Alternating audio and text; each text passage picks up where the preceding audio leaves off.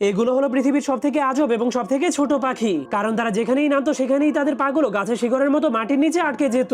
আর তাদের এই ছোট্ট বাচ্চাটার জন্ম হয়েছিল ভয়ঙ্কর এক শীতকালের মধ্যে, কিন্তু তারা এই ভয়ঙ্কর শীতের মধ্যে নিজেকে গরম রাখার জন্য শুধুমাত্র নিজের মাথাটাকেই ঘোরাতে পারতো। এর কয়েক মাস পর সেখানে শীতকাল চলে গিয়ে বসন্তকাল চলে আসে, যার ফলে ছোট্ট পাখিটা অনেক বড় হয়ে যায়। কিন্তু তখনই বসন্তের বাতাসের কারণে সেই পাখির বাবা মা উড়ে উড়ে অনেক দূরে চলে যায়, কিন্তু সেই বাচ্চাটা মাটির নিচ থেকে নিজের শিকড়গুলোকে বের করতে পারছিল না। এজন্য সে তার বাবা মাকে চলে যেতে দেখে অনেক চিন্তায় পড়ে যায়, কিন্তু তখন সে ভুল করে নিজের শিকড়টাকে ছেড়ে সেখান থেকে চলে গিয়েছিল।